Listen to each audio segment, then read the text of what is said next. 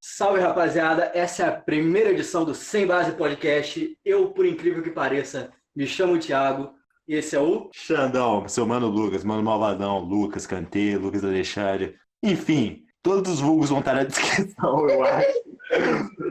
E esse é o podcast onde a convicção é maior que o embasamento. Por isso que é Sem Base Podcast. E a gente vai tentar falar de futebol, né? Eu acho que... Ocasionalmente a gente vai falar de futebol, de vez em quando. Não. O foco aqui é contar umas piadas de mau gosto. De vez em quando a gente fala sobre futebol um pouquinho, pra fingir que o foco tá sobre o assunto ainda. E por causa que, né, Coronga fudeu nossa vida, então vamos aproveitar e acabar com a vida dos outros. Já que não tem gol do Gabigol, tem podcast do Sem Base. Tamo junto. É isso. E o primeiro assunto que a gente vai abordar é um negócio que eu acho que devia acontecer, não com toda a frequência, porque a graça é justamente a distância que é, mas é a melhor coisa que existe. Waka waka, Copa do Mundo, mané! Copa do Mundo, é isso aí mesmo. E falando de Copa do Mundo, né? Vamos falar de grandes atuações. Enfim, nosso primeiro tópico do canal vai ser as grandes atuações por posição na Copa do Mundo. Qual foi o nosso critério para estar nessa lista? Primeira coisa, foi a atuação do indivíduo, né? Ou seja, se o indivíduo jogou mal, ele não está nessa lista. Deixando bem claro. É bem óbvio, mas às vezes a criançada não entende. Ou às vezes uns adultos que andam fazendo umas escolhas erradas aí. O nosso critério, além de ter jogado bem, foi a relevância da atuação dele para a competição. Por exemplo, o indivíduo bateu um recorde, ou o indivíduo foi campeão, ou foi um jogo que marcou a época. Enfim, tem diversos aspectos. O nosso molde de atuação vai ser mais ou menos o seguinte: 5 atuações de destaque e mais algumas menções que a gente vai citar por posição. Enfim, começando pelo goleiro, óbvio. Todo time começa com um bom goleiro. Diz aí, Thiago, como é que começa o negócio? Na Copa de 1938, um tal de František Planica meio que fez um negócio que eu acho que é um pouquinho difícil. Numa quarta de final da Copa do Mundo contra o Brasil. Enfim, meio que o ataque do Brasil era um pouquinho fraco, foi a primeira grande classificação do Brasil naquela Copa, mas antes o Brasil jogou contra a Tchecoslováquia nas quartas de final. E o goleiro da Tchecoslováquia estava jogando com o braço quebrado. O cara jogou com o braço quebrado, segurou o ataque do Brasil o jogo inteiro, levou um gol, mas porra, beleza. Teve um jogo de volta, né, o segundo jogo, e a Tchecoslováquia perdeu aquele jogo. Mas a gente vai realmente valorizar o cara não jogou com o braço quebrado. Tenta jogar alguma coisa, tenta andar com o braço quebrado, já é ruim. Imagina você ser um goleiro com o braço quebrado. Então, galera, segue a gente no Instagram, que lá vai estar o vídeo de eu quebrando o braço do Cirelli, ele tentando andar com o braço quebrado. Então, galera, agora pegando o túnel do tempo, vamos para atuações históricas que não levaram a lugar nenhum. De 1938, vamos para 2014, onde Tim Howard protagonizou a maior atuação individual de um goleiro da história da Copa do Mundo. Mas você vai pensar, ué, tem 5, como é que você já logo afirma isso? Vou afirmar. E detalhe, ele perdeu esse jogo. A grande geração belga, que em 2018, mas isso não vem ao caso agora, Tim Howard fechou o gol dos Estados Unidos. Não fechou tanto, que tomou 2 gols, mas um desses gols foi na prorrogação, pelo menos. Ele fez 14 defesas difíceis, entrou como recorde da Copa do Mundo de mais defesas difíceis em uma partida, e por isso está nessa lista. Se você tiver um tempo, joga no YouTube que você vai ver. Foi um negócio real. Provavelmente você viu esse jogo. Se não viu, veja, que o jogo foi maneiro também. Enfim, vamos falar de atuações que levaram a lugar nenhum, Cici? Bora! Nessa mesma pegada de atuação que levou a lugar nenhum, tem um tal de Gordon Banks que meteu a maior defesa da história da Copa. Discordo. Por quê? Porque foi do Cacilhas. Covarde. O Pelé não era careca. Enfim, eu acho que quase todo mundo viu aquela grande defesa do Banks contra o Brasil. Uma cabeçada do Pelé muito forte, para baixo. Ele estava no meio do gol e ele conseguiu alcançar a bola. Nem ele sabe como, provavelmente. Eu não sei. Você sabe? Não sei, meu. Não sei. Surindo. Eu acho que ele jogava no Corinthians, meu. Enfim, agora vamos falar de goleiro de verdade. Um goleiro que, sinceramente, ganhou pouco título na carreira, né? Graças a Deus. O cara já estreou ganhando uma Champions League. Só isso que eu vou falar. Tô falando de quem? Tô falando do Iker Casillas. Diferente de alguns integrantes dessa lista, ele tem Champions League, inclusive, né, CC? Tem? Enfim, A última oportunidade é esse ano. final de 2010, Holanda e Espanha, Robin como? Robin chegou grandão, mano. Falou, sou o melhor da Copa mesmo, eu meto gol mesmo, eu decido, eu corto pra esquerda e meto caixa. Mas só que menino Robin não contava com astúcia de Iker Casillas. Robin, sai como, filho? Mais livre que o Diego Souza arruma caixa. Literalmente. A Literalmente. defesa é muito parecida. Literalmente. Mas Não muito parecida, mas a situação é a mesma. a situação é a mesma. Robin podia fazer o que ele quisesse. Bater por cima, driblar o goleiro, tocar do lado, tocar na direita, fazer o que ele quisesse. Mas só que o Robin cometeu o erro de não cortar para a esquerda. Ele seguiu reto. E Iker Casillas cresceu para cima dele, fez uma das defesas mais importantes. Uma das não, a mais importante para uma seleção na Copa do Mundo. Defendeu com o pé, logo após Iniesta fez o gol do título, a Espanha ganhou 1-0 e a Espanha conseguiu seu primeiro título perante a Holanda. Falando de título também, um cara que eu acho que não vai ter Champions League. Você acha? Torço para não ter Champions League. Vai sim que o pai é vitorioso. Mas eu acho que o Buffon catou muito na Copa de 2006 e ele tá aí. Eu acho não, tenho total dúvida. E tem uma grande defesa dele. Acho que foi na prorrogação, não foi? Na prorrogação. Foi na prorrogação, a cabeçada muito forte do Zidane. E ele foi lá e catou uma defesaça. Mano. E ainda na cobrança de pênalti defendeu uma cobrança do Wiltord. Final, Itália 5, França 3 na cobrança de pênalti, Itália campeão mundial. O Buffon naquele lance lembrou o Vanderlei Luxemburgo de concentração, filho. Faz magia com uma mão só. Para não ficar só essas 5 atuações, vamos citar outras, óbvio. Começando no jogo mais triste da história do Brasil, a única derrota oficial no Maracanã. Estamos falando do Maracanaço, 1950. Mas o ataque mais letal da época que era do Brasil. Ademir de Menezes tinham feito 4 gols no jogo anterior. O Brasil tinha metido 6 nas quartas, 7-1 na Suécia. Enfim, o Brasil vinha com tudo. O Brasil somente precisava de um empate para ser campeão do quadrangular final e, obviamente, da Copa do Mundo. Maracanã lotado, com mais de 180 mil pessoas. O que acontece? O Uruguai vence. 2-1. Os autores do gol e outros personagens dessa partida não vou falar. Mas, obviamente, Mascoli se tornou um ícone por ter parado não, porque tomou o gol, mas por ter impedido o ataque brasileiro de se sagrar campeão naquele dia. E falando de quebrar o ataque brasileiro, vamos falar do show, né, cara? 2014, aquele não foi um jogo lendário, não. Mas foi uma das melhores atuações de goleiro que eu vi na vida. O show acatou demais naquele jogo. Era para ter sido um 2-0 no mínimo pro Brasil. Aquela defesa naquela cabeçada do Neymar, muito boa. Fechou o gol. E lembrou, inclusive, o Gordon Banks de 70. Um pouco parecido assim. Parecido, porque não ficou. Continuando no pique de 2014, vamos falar de 2 goleiros daquela Copa, Navas e Neuer. O Navas, que foi o goleiro da grande surpresa da Copa, Costa Rica, que tem um grupo fraquinho, né? Inglaterra, Uruguai, Itália e Costa Rica. E meio que a Costa Rica passou em primeiro lugar, muito por causa do Navas, e chegou até as quartas. Mas chegou nas quartas por quê, Thiago?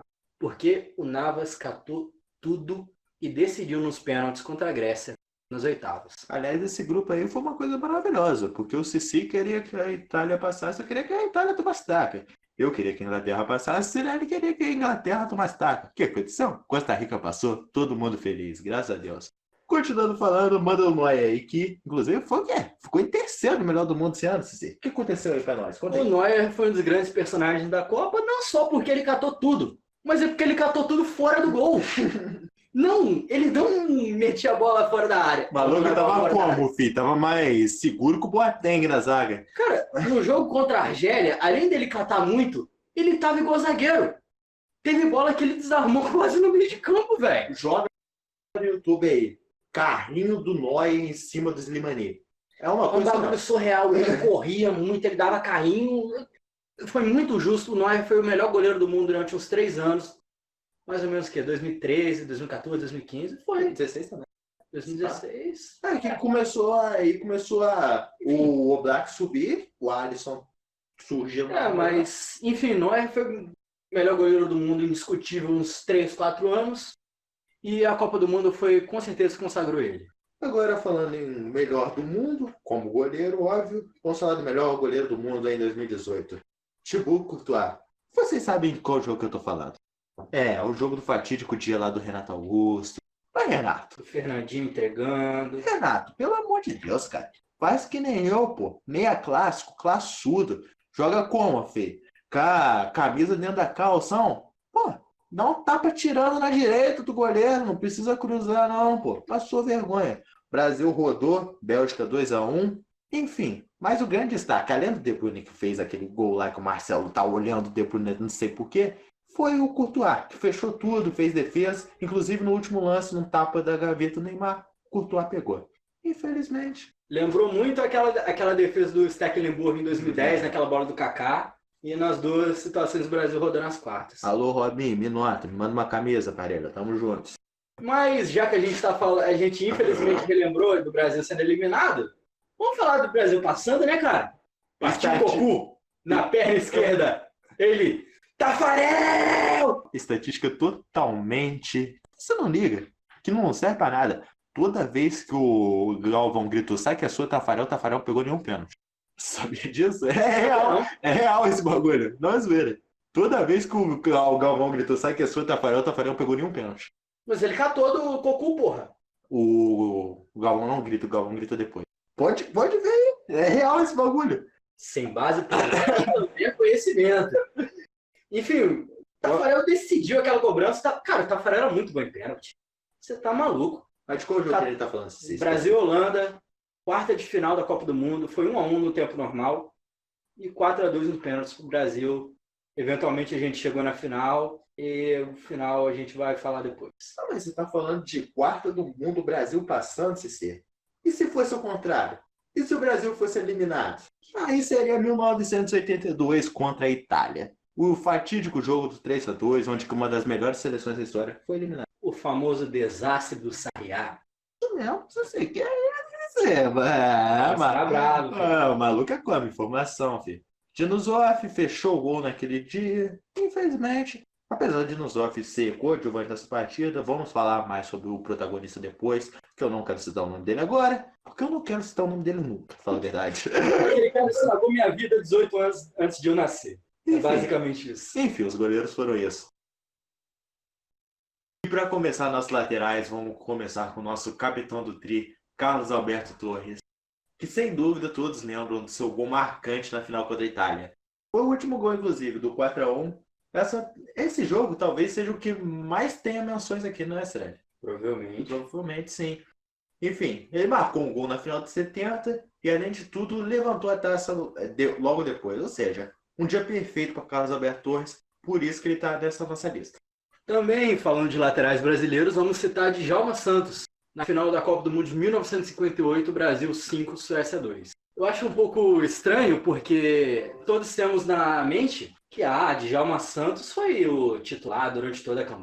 É o brabo. De 1958, seleção da Copa, mas ele só jogou a final. O titular de Sordi estava com crise de ansiedade. Peidou. O médico da seleção falou, você não joga, e entrou o Djalma. O Djalma jogou tanto que foi para a seleção da Copa. Agora vamos continuar nessa meada, só coisa boa hoje. Graças a Deus nessa daí. Ó, isso daqui é bom. Assim que eu gosto. O que é quase tão bom que o Brasil ganhando? O que é, Cirelli? Argentina, ó. Oh, graças a Deus, coisa bonita. O ano 1974. Auge do carrossel holandês. O que foi o carrossel holandês? Você explica aí rapidinho. Uma máquina da Holanda. Um time muito forte da Holanda. Os caras jogavam ofensivo. É o auge do futebol total. E o que aconteceu na final? Cenas para os próximos episódios. Mentira, daqui a pouco a gente fala que a Holanda Vai ter uma versão agora. Enfim, mas agora não vamos falar da final, vamos falar das quartas, que aconteceu uma coisa maravilhosa. Argentina e Holanda, que por sinal seria a final da próxima edição da Copa do Mundo. A Holanda simplesmente meteu 4 no lombo da Argentina. E um gol desse jogo foi feito por Rudi Krol, um dos maiores laterais esquerdos da história do nosso futebol, que pouca gente comenta, inclusive, mas fez um gol e fez uma partida exuberante. Ele está aí também muito pelo conjunto. A gente tem que valorizar não só... Tá pelo conjunto uma pinóia, mané. Tá? Entrou porque meteu pau na Argentina mesmo. Isso daí. Se reclamar, eu coloco o Lan na Copa de 2010 também. 4-0 na Argentina é vaga garantida aqui no podcast, parceiro. A gente entrou em um consenso que, infelizmente, não poderíamos citar Bolívia 6 e Argentina 1. Marcelo Moreno como, filho? Marcelo Moreno on fire, mano. É disso que o brasileiro gosta. Mas logo depois desse jogo da Holanda, meio que chegou a realidade. E a realidade é que a Holanda não tem Copa. E um dos responsáveis por fazer a Holanda não ter Copa é Paul Breitner, que marcou um gol de pênalti na final. Alemanha 2, Holanda 1, em 1974. Um pênalti um tanto quanto idiota da zaga da Holanda. Eu vi o lance no último VT que passou nos canais e foi realmente um lance idiota. Um canal pago da Rede Globo de televisão. Que não está nos patrocinando, não fazemos parte, então não vamos citar o nome. Ok, Rede Globo? Ok, Sport TV. Não estamos falando com vocês, não. Manda dinheiro para conta do pai que a gente fala, hein?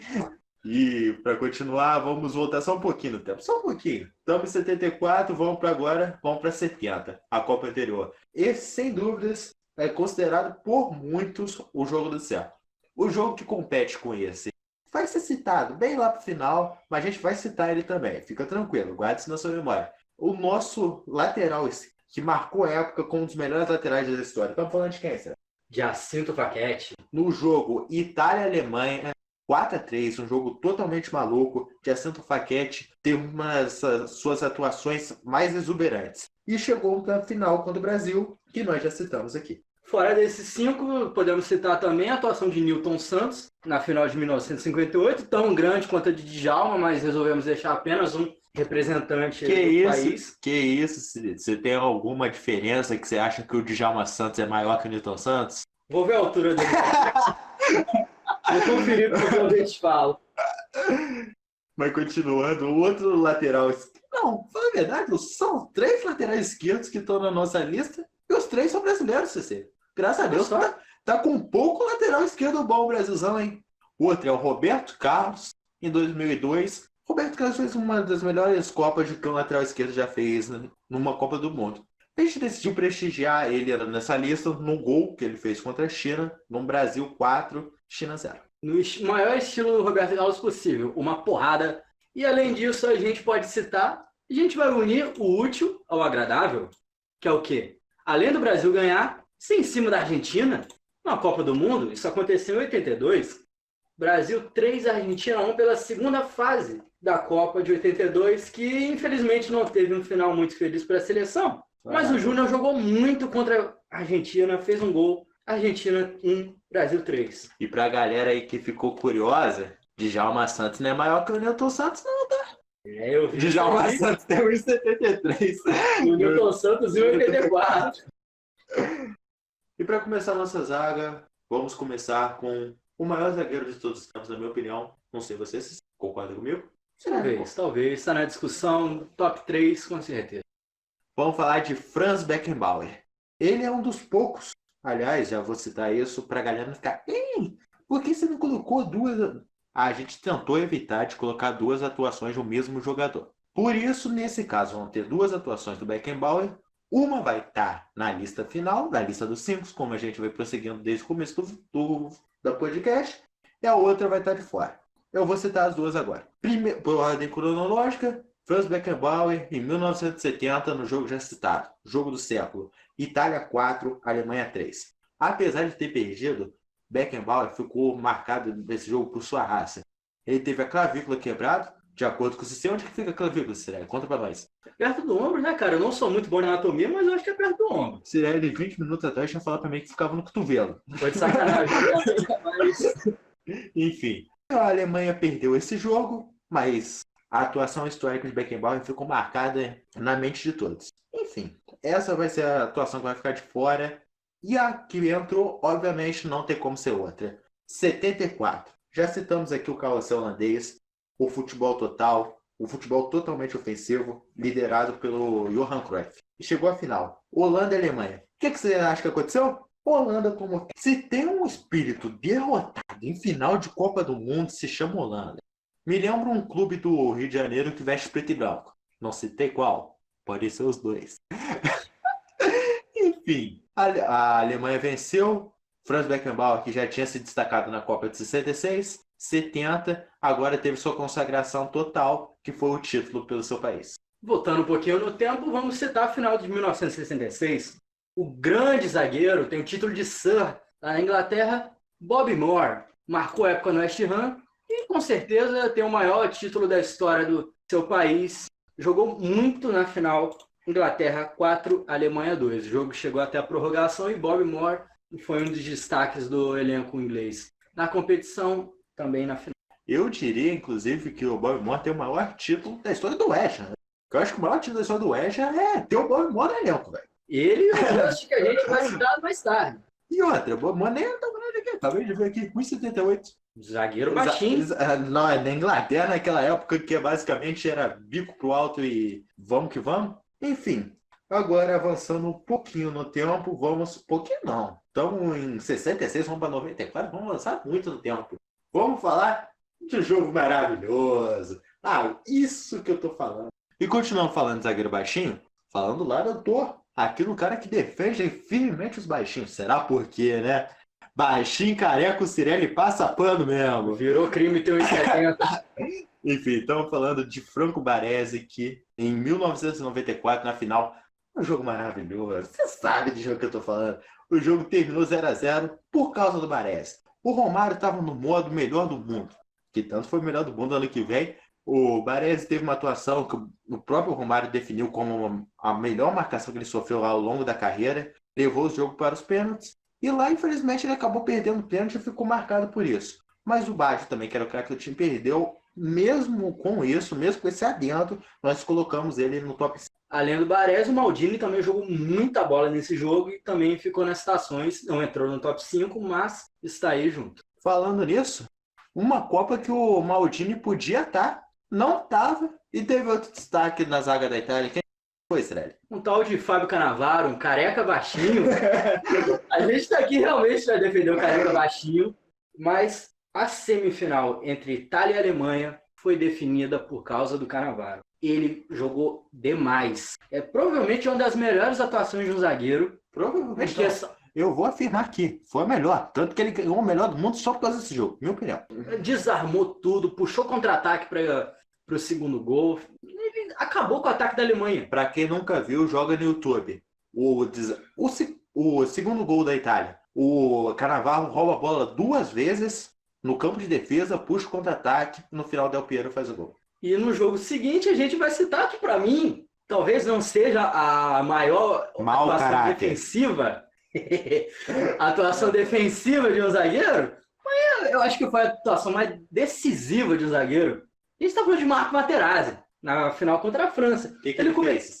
Ele começou meio mal, né, velho? E o cara foi lá e meteu um pênalti meio... meio Davi Luiz, estilo Davi Luiz purinho. Meio Rafael Vaz, digamos. Tava um pouquinho Rafael Vaz, meteu um pênalti na lugar e saiu o gol do Zidane, aquela cavadinha bonita. Aí meio que ele protagonizou uma cena maneira mais no final do jogo. Mas antes disso ele empatou o jogo para a Itália, com uma cabeçada bonita, cabeceou forte depois do escanteio. Não lembro se foi escanteio ou uma falta perto da lateral, mas... Continua aí que o Malvadão vai resolver isso aqui rapidinho pra você. Malvadão pesquisa, rapaz. Quem sabe faz ao vivo. O bagulho é feito. Embasamento 100%, convicção nenhuma. Ué, não é o contrário, não? Mas, enfim, além do gol que ele fez, cara, ele puxou o Zidane pra fora do jogo. Ele chegou no ouvido do Zidane, xingou a irmã do Zidane. Falou que a irmã dele nasceu pelada. E fez o Zidane dar uma cabeçada nele. O Zidane, o último ato da carreira dele foi dar uma cabeçada. Escanteio, cruzamento do Pirlo, que vai ser citado logo depois, gol de cabeça. Ele fez o Zidane e ser expulso, abalou o time da França moralmente e ainda acertou o pênalti dele. Totalmente decisivo, cara. Não é possível. Prosseguindo, o próximo zagueiro que a gente tem... A gente já fechou o 5, inclusive, né? Uhum. Deixar bem claro que o 5 foi o Beckenbauer, Cannavaro, Moore, Baresi, Materazzi. Agora, um outro zagueiro que foi denominado pelo próprio Beckenbauer Como? O Beckenbauer se definiu, aliás. Eu sou o Figueiredo europeu. Estamos falando de Elias Figueiredo, um dos maiores ídolos da história do Internacional, que eu não sei por quê, mas a mídia tende a falar pouco dele, não é, Estranho? Em 1974, mesmo sendo eliminado precocemente da Copa do Mundo, ele ficou na seleção. Prestigiando esse campeonato maravilhoso que ele fez, eu decidi escolher a partida entre Chile e Alemanha Oriental, que foi a única partida que o Chile não perdeu. Você vai falar, nossa, como o zagueiro foi o melhor da Copa, sendo eliminado logo na primeira fase e tendo ganhado nenhuma partida. Só enaltece o nível de atuação dele, para vocês verem como que o cara jogou. Craque. E para fechar isso, a gente tem que exaltar a atuação do Bellini. Em 1958, no Brasil 2, União Soviética 0. Na primeira fase, as grandes atuações defensivas do Brasil naquela Copa, a defesa do Brasil tinha passado em branco. Não tinha tomado nenhum gol e grande parte disso foi trabalho do Bellini, ídolo no Vasco, e estamos aí para terminar as áreas. Bellini, inclusive, que é um dos caras que tem uma das maiores honrarias do futebol brasileiro, que tem uma estátua na frente do Maracanã. E para começar a nossa volância, vamos com o melhor do mundo de 1990. Você vai falar, pô, o cara ser melhor do mundo jogando de volante tem que ser no mínimo diferenciado. Volante barra zagueiro. Vamos cair nesse mérito da questão. Esse negócio de líbero é a maior papagaiada que eu já vi na minha vida. Isso se chama volante recuado, parceiro. Eu tenho duas teorias. Se o cara tem mais de 1,80 e não sabe jogar, ele é zagueiro. Menos de 1,80 e sabe jogar, parceiro. Não tem essa de líbero. Palhaçada. Invenção da Globo. Mas enfim, vamos falar do Mataus. E aliás, Globo, se quiser, a gente foi invenção de vocês mesmo, mas se quiser, a gente paga pra falar, a gente fala bem, tá? Se der dinheiro, se der dinheiro, a gente faz propaganda de todo mundo aqui. Depende. Eu não aceito propaganda do Net Vasco, não. Ah, eu aceito. Tamo junto, Net Vasco. Biografia do Vasco, eu tô usando eles. Enfim, falar do Mataus agora, nas quartas de finais da Alemanha. Enfim, Mataus foi mais um dos que teve uma Copa do Mundo surreal. Eu decidi prestigiar esse jogo, pois ele fez o gol da classificação contra a Tchecoslováquia e com isso a Alemanha rumou até o título. Em cima de quem mesmo? Ah, cara, tem uns malucos aí que joga de azul e branco, que é rival da gente, que graças a Deus estão, ó. Enfim, por esses motivos e outros, além dele ser bola de ouro, ter decidido esse jogo, ser o craque da Alemanha no título contra a Argentina, por isso Mataus está aqui. Esse fato deixou o brasileiro provavelmente feliz, mas infelizmente a gente vai ter que falar de duas coisas que deixou o Brasil muito triste. Aliás, eu não faço a menor questão de público que torce pra Argentina me escutando, tá? Mentira, faço sim. Dê like pra mim. Divulga pros seus amigos. Vem aqui pra dar rede de visualização pra gente. Me xinga no comentário, mas não deixa de curtir o vídeo não, parceiro. Mas falando de tristeza, vamos falar do Abdul Varela, né, cara? Maracanaço. Maracanaço. Até dói falar disso. Até dói porque o Varela acabou com o ataque do Brasil junto com o Mascoli e a zaga do Uruguai, cara. Ele anulou o Ademir, anulou o Zizinho. Ele acabou com o Brasil, velho. Mas diz aí, Sreli, como que diz o nome do... Vareja. É italiano, é Uruguai que fala italiano, espanhol. E continuando na mesma pegada de tristeza, infelizmente, né? Tem que falar disso mesmo? Tem. Porque eles estão chegando de novo, velho. Chegaram de novo. Virou passeio. Kroos, né, velho? Toni Kroos acabou com o Brasil no 7-1, velho. Ele, o Cantillo e o Schweinsteiger. O meio de campo alemão engoliu o Brasil, especialmente Davi Luiz. Fechou que a vanguarda já tinha deixado de ter em 1994 no Palmeiras. Ele fez 2 gols e uma assistência na semifinal. Alemanha 7, Brasil 1. Mas vamos dar aqui o crédito.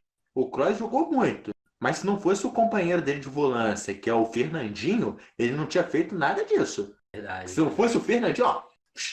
Dante, Davi Luiz. Fernandinho, Dante, Davi Luiz acabaram com o Brasil, cara. Eu não gosto nem de falar disso. O que eu gosto de falar, Sérgio? Eu acho que você gosta de falar do Brasil ganhando, né? Eu gosto de falar do Gerson Canhotinha de Ouro. Melhor canal de futebol do YouTube depois do nosso. Cara, mano, na moral, se você não gosta do Gerson, você é desvio de caráter, né? É mau caráter. Você pode até não conhecer, mas não gostar, aí é exagero.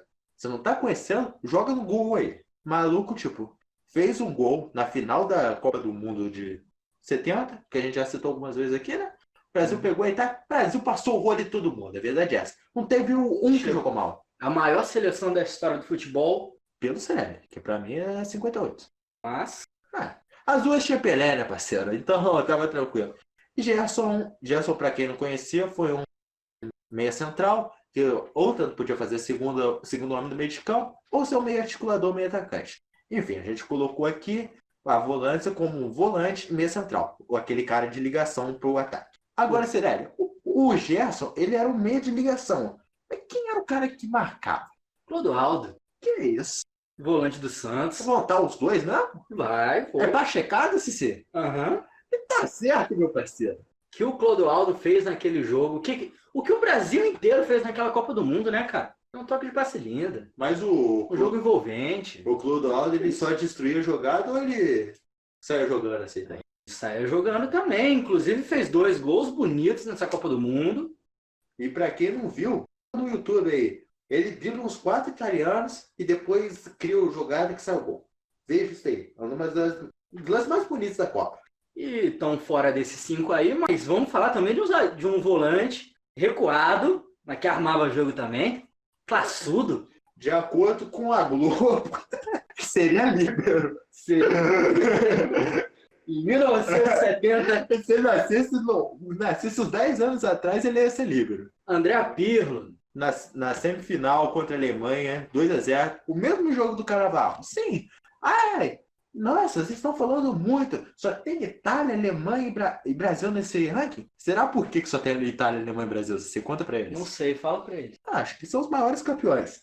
Enfim, por que o Pirlo tá nessa lista? Além dele ter armado muito jogo que era de padrão, ele deu uma das assistências mais icônicas da história da Copa. E tem uma narração muito boa. Esse gol foi do Grosso, tá? O Grosso poderia, inclusive, ter entrado na lista dos laterais. Decisivo? Eu falei do Materazzi ser decisivo, mas com certeza o Grosso foi decisivo. Acertou o último pênalti na cobrança contra a França. Fez o gol, esse foi no final da prorrogação. No final do segundo tempo da prorrogação, eu acho. Não é fácil fazer um gol 10 minutos no segundo tempo da prorrogação. Enfim, agora continuando os volantes, já falamos muito de italiano nesse negócio, vamos falar de argentino, sempre mandou bem. Porque aqui, amigo, aqui argentino até quando ganha, perde, parceiro. Com a gente é assim. Estamos falando de Javier Mascherano, na Copa do Mundo de 2014. Um dos lances mais marcantes, pelo menos no setor defensivo, porque 2014 teve vários lances marcantes. Foi o bloqueio do chute do Robin, na sua jogada tradicional, cortando para a esquerda. O Mascherano chega no último lance, quase da prorrogação, leva para os pênaltis, onde a Argentina passa. Porventura, na final, a Alemanha ia ser campeã aqui no Brasil. Acho que todo mundo lembra disso, né? Gol do Götze e tal. Mas esse lance do Mascherano, sem dúvida, credenciou para ele estar aqui na nossa lista. Onde que foi essa Copa do Mundo mesmo, Lucas? Foi no Brasil, cara. Brasil? Eu acho que tem 2 aqui que dá para citar do Brasil, né, cara? Você quer que eu fale o quê? O primeiro ou o último? Eu quero que jogava menos. Que jogava menos? Então vamos falar do Dunga. O Dunga, cara, na Copa de 94, pensa que a gente citou o Baresi porque ele acabou com o Romário. Só que o Dunga fez isso com o Baggio. Monstro sagrado do futebol. Talvez a atuação do Baggio poderia entrar na meia. Um dos maiores italianos de todos os tempos. O Dunga, ele fez basicamente isso com o Baggio. Ele chegou no ouvidinho dele e falou: "Cagão, você é cagão." Igual ele fez com o Escobar em 2010, cara. Ele foi no psicológico do Baggio e o Baggio pipocou no final, né, cara? Ele não é tão massacrado assim na Itália, mas... E antes disso teve o Zito, né, cara? Volante do Santos, geração de 58 e 62. Zito fez um gol na final da Copa do Mundo de 62 contra a Tchecoslováquia. Brasil 3-1. Estatística totalmente inútil. O mesmo número de volantes que fez um gol em final de Copa do Mundo, que é o Zito, é o mesmo nome de uma material de construção que tem aqui no meu bairro. O cara chama de... Informações úteis sem base podcast. Sem vinheta, eu não entro. Fala aí, Cirelli. Quem que é o... A gente já citou o Bob Moore, mas quem que foi o meia criativo? Aquele cara que ganhou o título de Sun também, que destruiu para a Inglaterra em 66. E olha que é raro a gente falar de um meia antigo Na Inglaterra que era criativo. Que sabe jogar bola, né? Que não sabe meter um bicão pro Bicão alto. pra frente e mandava dois zagueiros da frente. Na Inglaterra também não tinha. Mas o atacante de 90, aquele 4-4-2, travadaço. Mas esse cara era o Bob Charlton, cara. Ídolo do Manchester United. Jogou muito naquela Copa.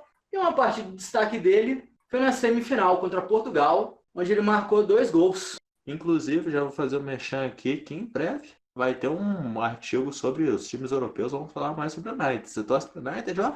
Vou falar mais bem do Bob Charlton lá. Não se acostume, maluco é Sam, mas a gente não passa pano pra inglês aqui não, parceiro. Falando nisso, esse jogo foi mais importante ainda porque o Eusébio, né? Era o craque da competição até o momento. A Inglaterra pegava Portugal. Obviamente, vamos ser sinceros, essa Copa já estava manjada pra Inglaterra ganhar. Nossa, aquele lance na final, cara, que aquela bola nunca entrou. Mas enfim, como a gente está aqui para exaltar o lado do futebol, não vamos entrar nesse mérito da questão. A grande verdade é que o Bob Charlton destruiu a partida, fez 2 gols, o Eusébio só fez 1 e a Inglaterra passou para a final, onde viria a ser campeã, que vamos falar mais sobre a final daqui a pouquinho, mas só quando a gente for citar o nosso atacante. Por enquanto, vamos voltar 8 anos atrás e falar de um dos melhores meias brasileiros de todos os tempos. Quem que é, Sérgio? Sou eu! Isso, nossa, vai ficar na edição. Não tô nem aí. Peraí, o personagem, não desliga, não. É o Didi! É o Renato Aragão. Mas enfim, Didi, grande meia. O Didi, cara, era a referência da seleção de 58. Meio que naquele time veio surgir um Edson lá. Não sei se foi tudo isso, mas na época o craque da seleção era o Didi. O Didi fez 1 gol e 2 assistências na semifinal de 1958 contra a França. Nesse jogo, um tal de Edson, que a gente estava comentando, fez 3 gols. Qual que é o apelido do Edson, Cirelli? Pelé. Pelé, pô. Fala, nossa rapaziada vai ficar toda intrigada aí, querendo saber quem que é. Mas nesse jogo de destruiu, fez um golaço contra o time da França, que vinha com um ataque mais poderoso da competição. Um time forte, com Robert Jonquet, Raymond Kopa, Just Fontaine. O time da França era muito bom, o Brasil ganhou e veio a maravilhosa partida contra a Suécia depois. Enfim, uma coisa que para vocês terem noção do tamanho do feito do Didi. Além dele ter feito um dos gols mais bonitos, depois você joga no Google aí, uma chapada de longe, da intermediária, a bola morre na gaveta. Ele já vinha da Copa de 54, de uma eliminação, que o Brasil já vinha da decepção de 50, que foi citado aqui, Maracanaço. Veio em 54, que ele já era um jogador, já era um dos craques do time. Ele chegou a 58 como um craque do time. Anos depois, hoje a gente sabe que o craque do time era o Pelé. Mas o Pelé naquela época não tinha medo de uma medida de Didi, óbvio. Inclusive, o Pelé fala que o grande ídolo dele na infância era o Didi. E o Didi chega... Imagine você hoje, Neymar. O Brasil já tem 5 Copas do Mundo. O Neymar, por ser o craque do time, já entra com uma pressão fora do comum sobre ele. O Didi, então, entrou com o mundo nas costas. Ele pegou o mundo, dominou no peito e saiu jogando. Basicamente isso. E o Brasil foi campeão com essa atuação maravilhosa na semifinal e na final também. Mas na final a gente vai citar o tal de Edson, que a gente citou antes, mais pra frente. Por enquanto, o Didi garantiu sua vaga na nossa lista pela sua semifinal. Agora falando em craques que destruíram. Que era o craque do time, matou no peito e saiu jogando. E que destruiu. Quem que é, Sérgio? Pode ter 2 opções aqui. Você vai escolher qual? O que matou só no peito? Não. O que matou no... O que matou no peito, literal, no peito do Materazzi. O que matou no... O que matou no peito do Materazzi. Enfim, O que matou na mão na bola. Enfim, vamos citar o Zidane primeiro, porque o Maradona merece um capítulo especial no nosso programa. Então, né, o Zidane é difícil falar, principalmente contra a seleção brasileira. A gente podia ter escolhido mais uma partida dele em 2006, aquele fatídico jogo do gol do Henry. Primeira decepção da gente como minimamente espectador de futebol, criança. Porque o Roberto Carlos estava arrumando aquela meia. Por quê? O Zidane destruiu aquele jogo de 2006, mas a gente vai falar de 98. O que aconteceu em 98, Sérgio? Infelizmente, França 3, Brasil 0, final da Copa do Mundo, 2 gols do Zidane e, infelizmente, França campeã em cima da gente. Evitou o bicampeonato. E toca o barco, Sérgio. Falando em tocar o barco, teve um país que mandou muito barco para uma ilhazinha aqui, perto da Argentina. Me conta mais sobre essa confusão, o que que aconteceu. Me conta sobre o contexto antes da Copa de 86. Meio que a Argentina tava na ditadura, aquele negócio que a gente não gosta muito, né? Protestos sociais e tal, mas o que faz uma nação se unir? Ganhar a guerra. Ganhar a guerra. A questão das Malvinas era muito importante na Argentina na época O e podcast sem base é totalmente contra guerras. A opinião particular dos participantes do programa não refletem a opinião do programa. Continuando. Argentina contra Inglaterra, Por quê? porque o governo da Argentina queria popularidade. Enfim. Mas o que que aconteceu? O que que os ingleses fizeram com os argentinos? Ganharam a guerra, né? Só que aí, meio que 4 anos depois da guerra, que a guerra foi em 82, Teve uma guerra dentro de campo. O que que aconteceu nessa batalha? Conta pra nós. numa batalha, você usa todas as armas que você pode. Depende. Não pode usar Napalm e Vietcong, não, parceiro. Nem bomba nuclear. Sem base, o podcast é contra o armamento nuclear.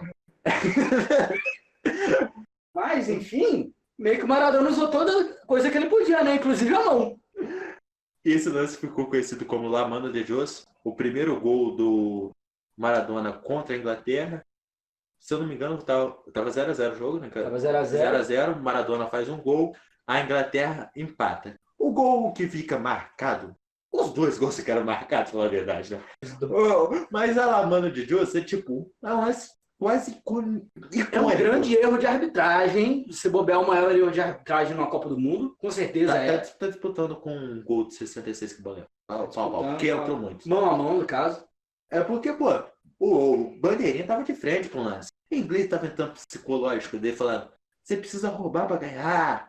A gente vai ganhar de vocês de novo. Ganhamos na guerra, vamos ganhar no campo, mesmo sem roubar. Provavelmente não falaram isso, mas é uma boa dramatização. É, porque eles não falam português, eles falaram isso só que em inglês. Eu acho que os argentinos também não falam português.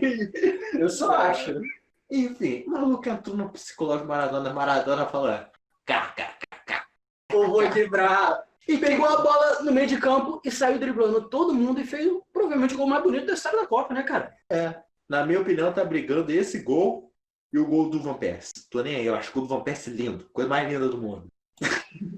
Sem base, o podcast não corrobora com as opiniões pessoais do seu integrante. Mas vai falando aí do outro jogo do Maradona que tá nessa lista, né? Falando nisso, só para deixar bem claro, Maradona é o único na Copa de 86 que aparece 2 citações dele dentro da lista final dos 5. A gente mais cedo comentou que estava tentando evitar pôr duas atuações do mesmo jogador, mas, cara, é impossível você não colocar o Maradona, porque o Maradona em 86 e o Garrincha em 62 provavelmente são os casos mais explícitos de um jogador carregar uma seleção. E o Maradona, ele fez isso em 2 jogos seguidos.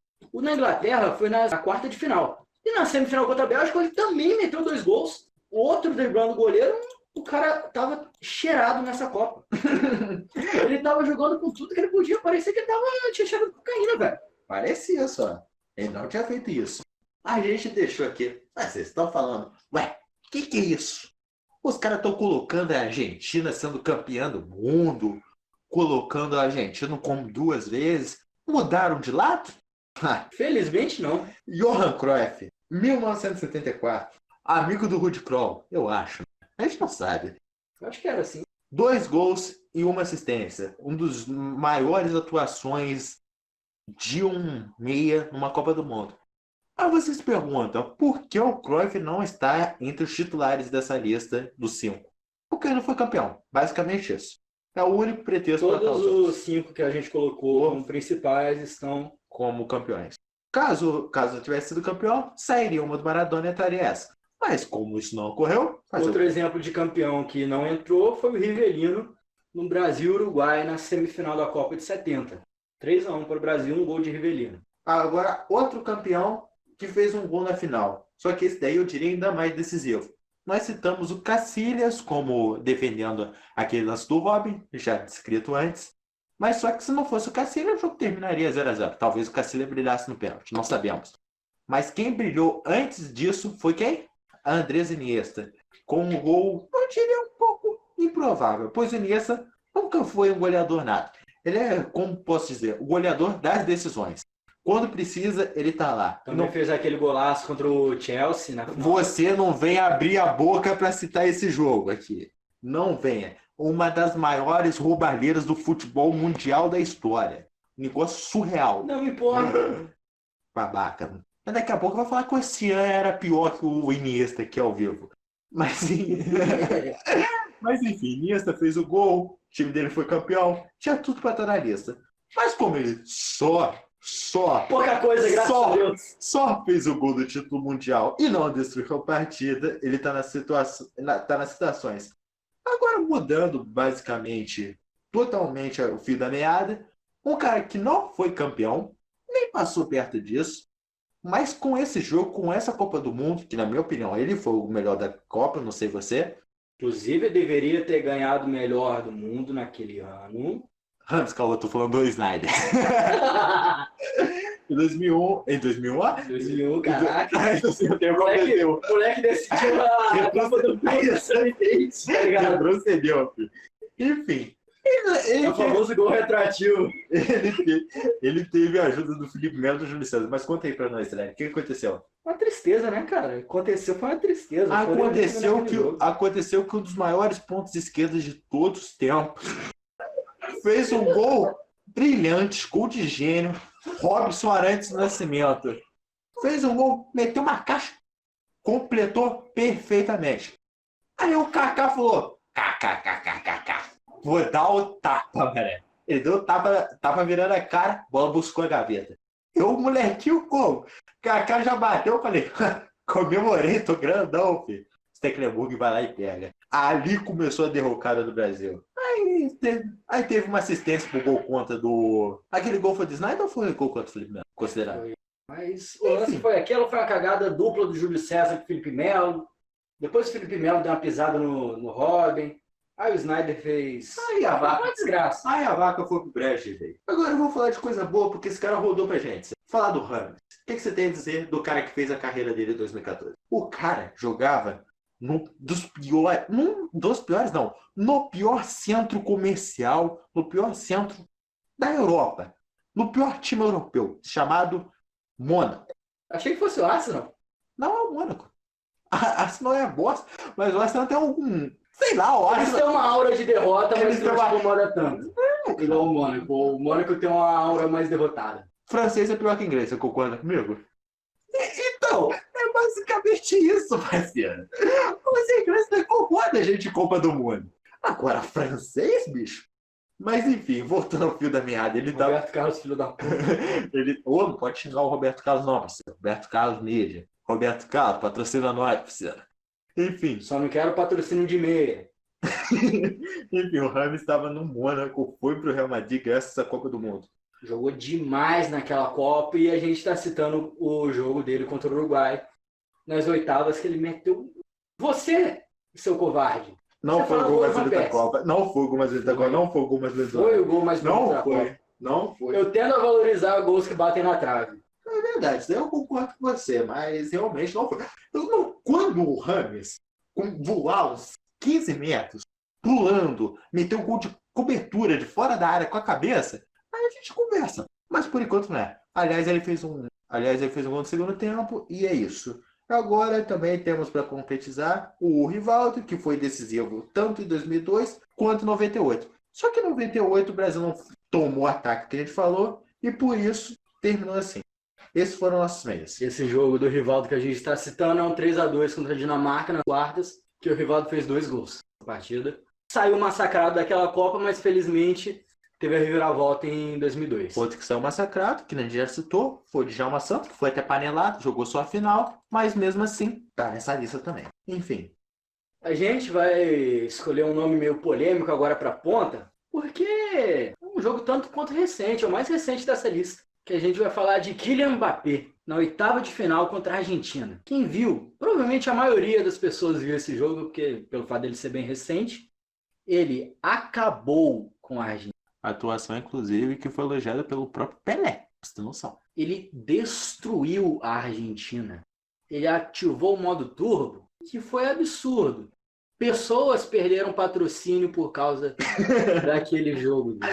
Aliás, Adidas, Cossielo, tamo junto. Aqui nós não tem discriminação com isso, não. Sem base, o podcast não compactou com isso. Nós pregamos a diversidade. Quantos gols o Mbappé fez e quantos pênaltis ele sofreu, André? Foi 2 gols, eu acho que ele sofreu um pênalti, não foi? Uma jogada mais bonita da Copa, inclusive, na minha opinião, que ele pega a bola, sai correndo, correndo, correndo, e eu não sei por quê. Sério. Você que já jogou bola na vida, você vai concordar Sei não, comigo. sou muito ruim, velho. O cara, o Rojo, ele podia fazer a falta no meio de campo. Ele esperou o Mbappé entrar dentro da área para fazer a falta. Por quê? Não sei. Argentino, né, cara? A gente não pensa muito. Agora, falando nisso, Sireli, quem que foi que ganhou da Argentina em 1930 na final? Uruguai. Vamos falar deles então. Sério? Sério? Quem que era o ponto do Uruguai em 1930? Na moral, eu duvido você saber quem era o ponto do Uruguai em 1930, você que tá ouvindo esse podcast. Digita aí no comentário, vamos ver se quem vai acertar. Eu só sei o Scaroni. E o Scaroni era segundo atacante. Eu tô falando de José Pedro C. Aí você vai falar, rapaz, quem é José Pedro C? Porque ele é uruguai fala espanhol, né, esse C? Não, italiano. José Pedro C. Aí você vai perguntar, Lucas, quem é esse? Eu também não sei, parceiro, mas eu tô falando aqui e você tá acreditando. Porque aqui o esquema é a convicção. Enfim, mas o que ele fez para estar nessa lista? Ele fez 3 gols na semifinal em 1930, na primeira Copa do Mundo, inclusive, que foi no Uruguai. Ou seja, estádio pouco lotado, o cara meteu 3 caixas na Iugoslávia, que era uma seleção forte na época, tanto que foi terceiro colocado, acho que foi terceiro nesse campeonato. Não, o terceiro colocado em 1930 foi os Estados Unidos. Verdade, foi quarto. Enfim, não deixa de ser uma boa campanha. Chegou, o Uruguai venceu por 6-1 essa partida, com 3 gols do José Pedro C, a torcida comemorando. Ele foi pra galera, mano. Ele meteu caixa mesmo. O cara foi diferenciado. Agora, falando em cara diferenciado, vamos falar da minha opinião. Minha opinião, Lucas Alexandre, a maior atuação de todos que citei aqui. Você pode não concordar comigo, não foi a mais importante? Não foi, porque a gente vai ter uma muito mais importante daqui a pouco. Vocês vão ver. Garrincha, semifinal de 1962, Brasil e Chile, Brasil 4, Chile 2. Vocês vão falar, pô, Chile desde sempre, o Chile é freguês do Brasil. E realmente era, mas só que o Chile estava vindo em casa, seleção anfitriã, empurrado pela torcida, tudo contra. O Pelé estava lesionado, porque às vezes muitas pessoas não sabem disso. O Pelé não jogou essa Copa do Mundo. Jogou o primeiro jogo, lesionou, não entrou mais. O Garrincha pegou e falou, pai decide. Meteu 2 caixas, classificou o Brasil, foi para a final, Brasil foi campeão. Já vou citar até aqui o Amarildo, que fez um gol na final, que é uma das nossas menções, na final contra a Tchecoslováquia, que terminou 3-1, Brasil campeão, bicampeão do mundo, graças a Deus, Brasil dando bem. A galera sorri. E diz pra mim, Estrela, por que a galera não sorri?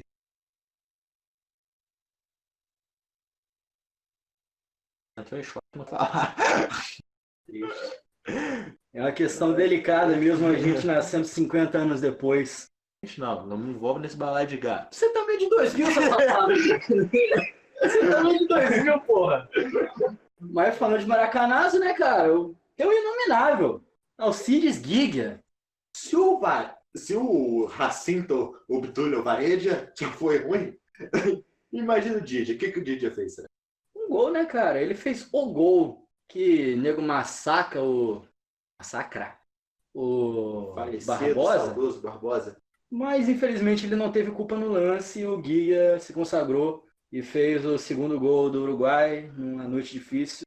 Deixando bem claro que eu não compactou com isso, não teve culpa. Teve culpa sim, a bola passou por debaixo da mão dele, cara.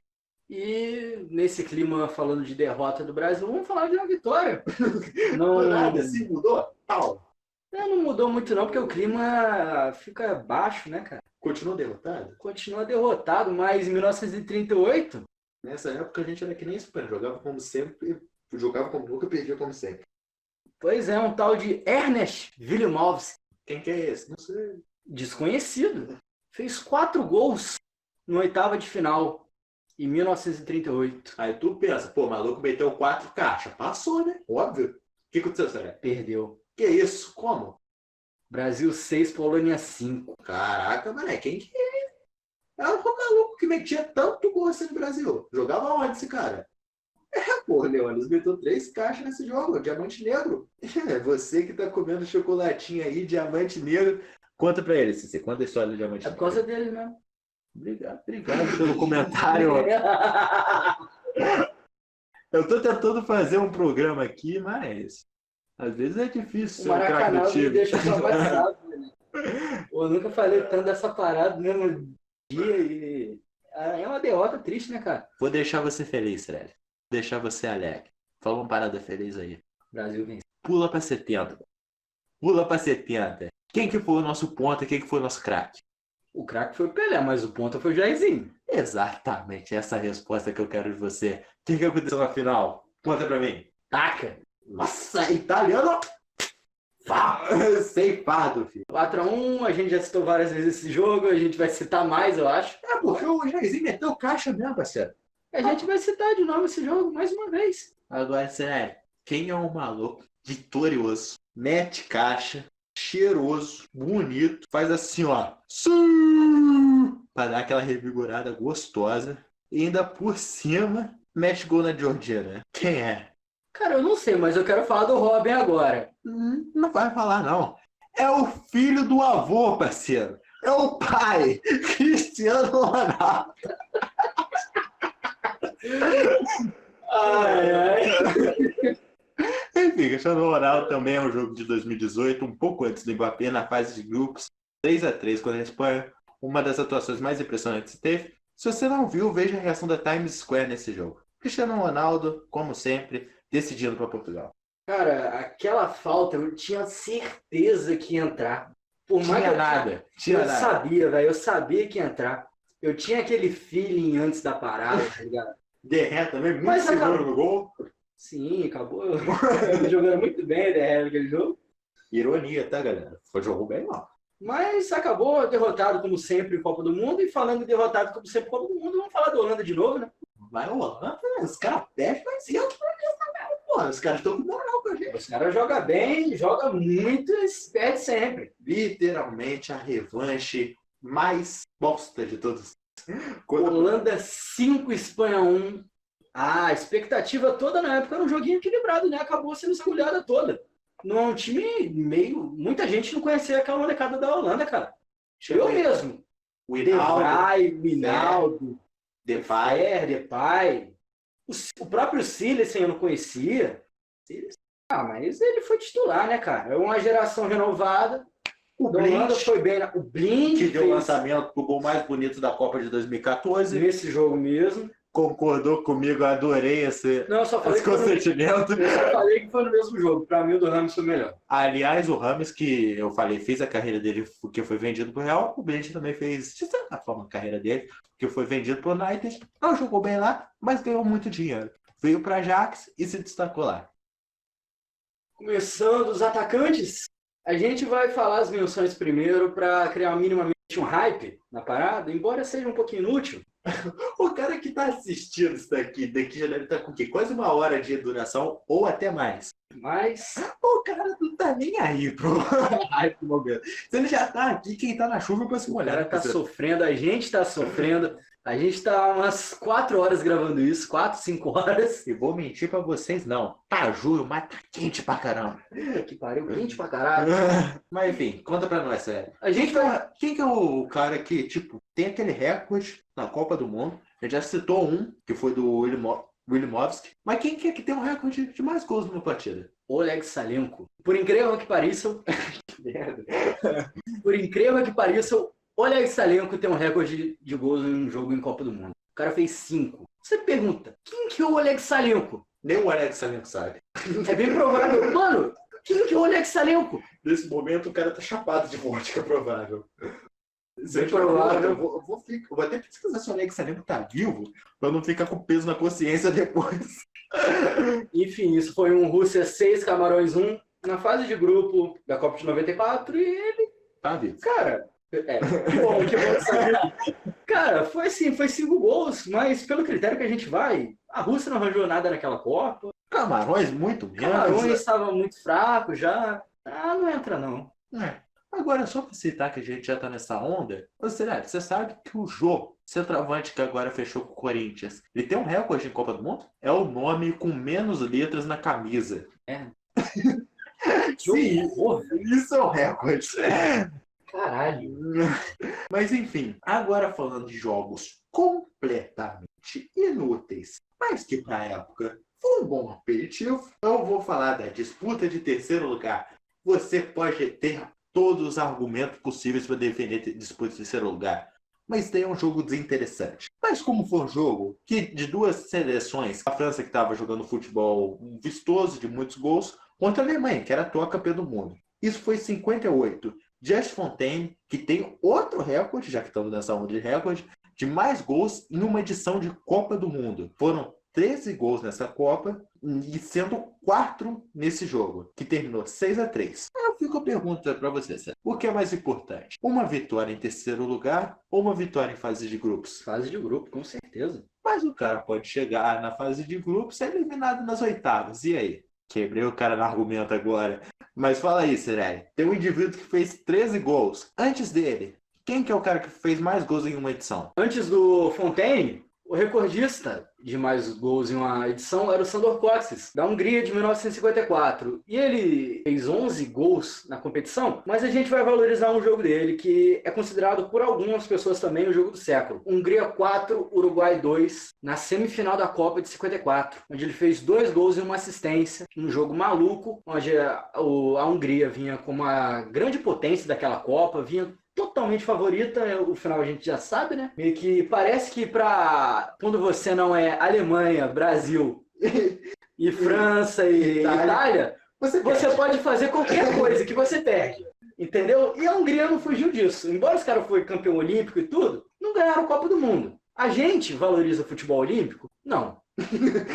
A gente valoriza a Copa do Mundo. A gente valoriza o futebol olímpico em 2016, onde Neymar e Gabigol, 2 dos maiores atacantes brasileiros de todos os tempos, brilharam. E esse futebol olímpico a gente valoriza. Mas já que você já falou de campeão olímpico brasileiro, vamos falar de brasileiro? Vamos falar de quem? Escolhe aí. Tem uns 2 aí, mas fala aí. Não, cara. Quem é aqui no Brasil? Tem quantas Copas no Brasil, Sérgio? 2. Em Infelizmente. 2014, a gente meteu 7-1. A gente tomou 7-1. Meteu, ó. Não posso fazer, mas Sireli viu o gesto que eu fiz aqui. Não. Ah, tá. O Brasil, ó, tomou 7-1. Mas em 1950, o Brasil tomou ou meteu 7-1? Eu acho que fez, né? Fez 7-1, Sireli. No penúltimo jogo contra a Suécia. 4 gols de Ademir de Menezes, um dos maiores centroavantes da história do futebol brasileiro. Brilhou, inclusive, no Vasco. Mas, com isso, ele tinha 9 gols na Copa naquele momento, inclusive. Mas chegou na final. Sireli ficou depressivo de novo. Vamos falar de coisa boa, coisa boa. Vamos falar de coreano. Eusébio, o Pantera Negra de 1966. O Eusébio era chamado de Pantera Negra? Não sabia, não. Ah, cultura, parceiro. Eu não sabia dessa não, papo reto. Mas o Eusébio, em 66, ele foi o grande líder do time de Portugal, que chegou até a semifinal. A gente citou já o jogo da semifinal contra a Inglaterra, onde o Bob Charlton fez 2 gols. Mas antes disso, o Eusébio fez 4. Na quarta de final contra a Coreia do Norte. Aí você pensa, a Coreia do Norte era muito ruim, né? Pois é, mas a Coreia do Norte ainda fez 3 gols naquele time.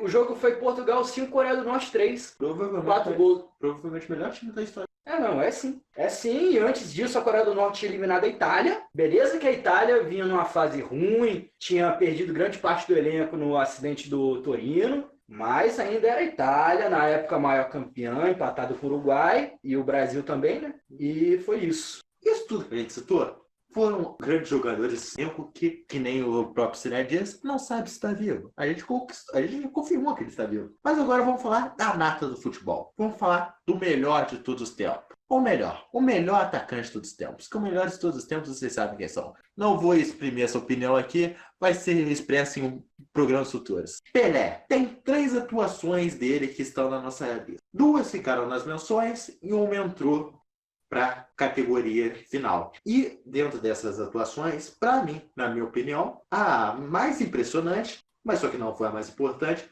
foi contra a França, do time de Fontaine, em 58.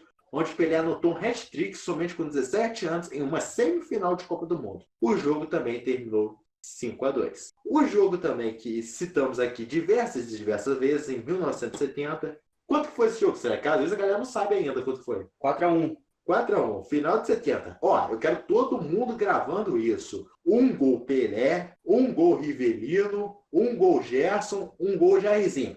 todo mundo sabendo disso. Foi o Clodoaldo! Não, foi do Gerson. Clodoaldo fez gol. Clodoaldo fez gol, cara. Quer apostar o quê? Gerson, Rivelino e Jairzinho. Clodoaldo não fez gol porque eu pesquisei isso. Pô, o cara gravou o programa inteiro e não sabe que o Clodoaldo não fez gol aquele jogo ainda. Enfim, 70, o Pelé fez um gol e deu 2 assistências. Nesse momento, vocês queriam que vocês estivessem aqui, que o Cirelli está olhando na Wikipédia e quebrando a cara porque ele viu que realmente o Clodoaldo não fez um gol. Enfim, e aí, Cirelli? Qual que foi a atuação do Pelé que entrou na nossa lista? Safado. Foi reputado ao vivo. Conta pra Nesse momento, o meu abandono do projeto estou indo embora. nós. Enfim, já que o CC... Ô, Cirelli, você vai ter que pular o muro daqui que eu não vou abrir o portão não, parceiro. Enfim, o Pelé meteu 2 gols numa final com 17 anos e 58 na casa dos caras. E um dos gols mais bonitos da Copa. E descreve esse gol pra nós, CC. O maluco puxou uma chapela. Abusada. Abusada. Garota, Com a perna direita. passada. Emendou um chute com a esquerda. Canhoto, ambideço. Do nada ele falou, puf, virei canhoto. Acordei canhoto. Acordei que nem o Lucas Lima, parceiro. Canhoto. Mas já que a gente tá falando de atuação boa do Brasil, vamos continuar nesse nível ou vamos dar uma abaixada na moral? Baixa a moral, né? Já vamos jogar. Infelizmente, temos que falar esse nome. Paulo Rossi. Safado, covarde, vagabundo, larápio, sujo, ladrão, mercenário. Inominável. Paulo Rossi, no desastre do Sarriá, fez 3 gols naquela partida. Itália 3, Brasil 2. Uma zebra. A Itália não vinha de boa campanha, tinha empatado os 3 jogos da fase de grupo. Obrigado com a imprensa italiana. E o Brasil era aquela maravilha, um time absurdo, jogava pra frente. Liderado pelo Zico. E infelizmente aconteceu aquele fato. Inclusive o Paulo Rossi ganhou o melhor do mundo esse ano somente por esse jogo. Pra você ter noção, novamente, o cara ganhou o melhor do mundo por causa do jogo. Mal ali no jogo, né? Mas já que a gente baixou o nível, né, Cici? Vamos levantar, que o Cici é meio depressivo. Cirelli é sad boy. Cirelli em 2017 eu vi a XX Tentacion. Pô, era maneirão, velho. Ronaldo Fenômeno em 2002. Chupa, cara. Aqui é Brasil, parceiro. Eu lembro desse jogo. Lembro bosta nenhuma. Maluco, eu tinha 2 anos de idade, tá ligado? Tinha 2? Não, tinha 1 ano e pouco. Eu tinha 2. Você tinha 2. Você era mandado na época. Enfim, vocês conhecem essa história? Ronaldo Cascão meteu aqui. Ronaldo, com 2 bolas, ele faz milagre, parceiro. Teve 2 bolas no jogo. Meteu 2 caixas. O cara era diferenciado. E além de tudo, essa comemoração, Ronaldinho puxando o pagode, Denilson jogando charme na Fátima Bernardes, ó, e o Ronaldo como? Cangotinho aqui do dia, só trocando carícia. Mas o Ronaldo fez quantos gols naquele jogo? Quem fez mais? Em final de Copa do Mundo, teve alguém que fez mais que 2 gols? Por incrível que pareça, teve. O nome do cara é Geoff Hurst. Sir. Sai depois. Geoff Hurst, sei lá. Eu não sou bom falando inglês. Mas enfim, o cara fez um hat-trick na final de Copa do Mundo. E ganhou. E ganhou. Vou deixar bem claro isso. Tipo assim, meio que se passaram... vai tirar 2, vai 1.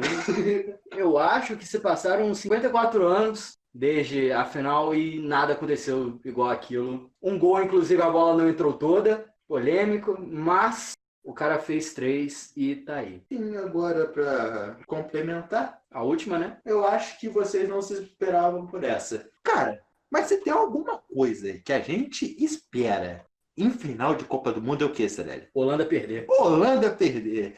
E quantas derrotas da Holanda que a gente vai citar aqui? Foram várias. Cara, Foram lá 74, 78, 2010. 2010. Foi 3 final de Copa e ainda deve ter umas semis aí perdidas.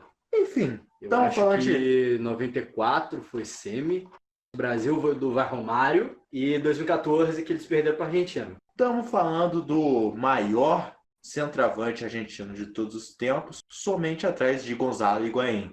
Eu falo dele, Mário Kempes, que na final de 78, destaque também para o seu goleiro, que foi o Baldo Fidjol. Enfim, Mário Kempes meteu 2 gols numa final, a Argentina ganhou de 3-1. Só fazer essa conta, matemática. Se ele tivesse feito os 2 gols, a Argentina não tinha sido campeã. Já. O cara é um deus na Argentina e tem que ser, infelizmente, valorizado por isso. Tá justificado aqui. Enfim, galera, esses foram nossos jogadores e agora para citar, vou citar só uma atuação de técnico. Porque técnico, sinceramente, uma partida só é difícil citar, porque os técnicos ambos foram os campeões. A verdade é essa. Mas para citar um caso especial, uma partida que o técnico se destacou, eu vou colocar o jogo foi Holanda e Costa Rica, né? Para a quarta final. Quarta de final da Copa do Mundo de 2014, onde o Van Gaal tira o Silesen e coloca o Tim Krul somente para decisão de pênaltis. O Tim Krul pega 2 pênaltis e a Holanda passa. Basicamente por causa disso. E a gente vai chegando ao final desse programa. Vamos dar uma recapitulada em quais foram os 5 escolhidos? Então, os goleiros ficaram com František Planica, Brasil e Tchecoslováquia 1-1, quartas de 38. Tim Howard, Bélgica e Estados Unidos, 2-1 para a Bélgica, oitavas de 2014. Gordon Banks, Brasil 1, Inglaterra 0, fase de grupo 70. Iker Casillas, Holanda 0, Espanha 1, final de 2010. E Gianluigi Buffon, Itália 1, França 1, final de 2006. A Itália se sagrou campeã, ganhando 5-3 na decisão de pênalti. Na lateral a gente vai de Carlos Alberto Torres em Brasil 4, Itália 1, na final de 1970, onde ele marcou um gol. De Djalma Santos em Brasil 5, Suécia 2. De 1958, Ruud Krol em Holanda 4, Argentina 0, nas quartas de 1974, onde com um gol. De Jacinto Facchetti em Itália 4, Alemanha 3, na semifinal de 1970.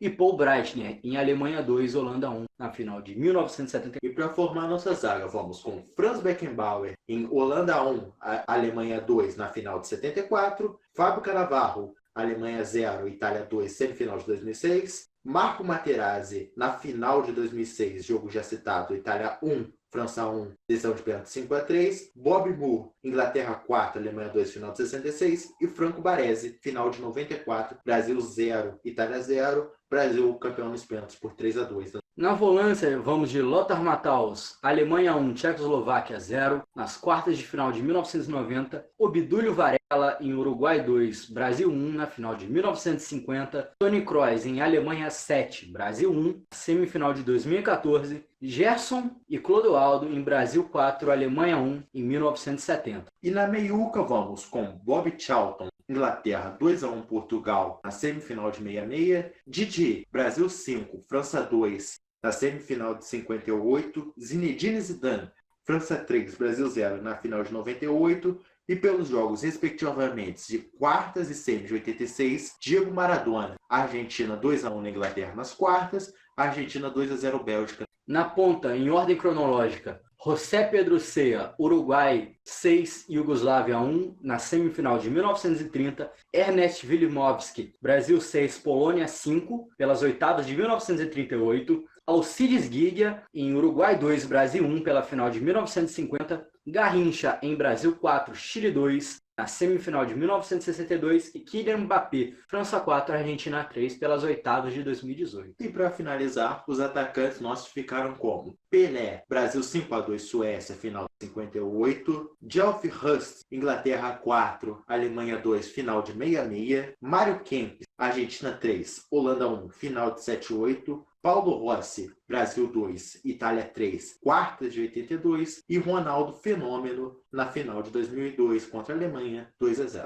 Para finalizar, nós decidimos escolher a seleção de cada atuação, como se fosse a melhor atuação vai para sua posição. Acho que vocês vão entender melhor eu explicando. No gol decidimos como a melhor atuação Casillas, vai no nosso goleiro. Na final de 2010, Espanha 1, Holanda 0. Nosso lateral direito é o Carlos Alberto, no 4-1 na Itália. E o lateral esquerdo, Paul Breitner, na vitória da Alemanha contra a Holanda. Nossa dupla de zaga é Fábio Cannavaro em 2006 e Marco Materazzi também em 2006. Na volância, vamos de Toni Kroos, o 7-1 no Brasil. E na meiuca, vamos de Didi, na semifinal de 58, Brasil 5-2 na França. E Maradona, nas quartas de 86, Argentina 2, Inglaterra 1. Na nossa ponta, vamos com Garrincha no 4-2 contra o Chile, na semi de 62. E os nossos atacantes são Pelé, na Copa de 58, no 5-2. E Geoff Hurst, na Copa de 66, final 4-2, Inglaterra.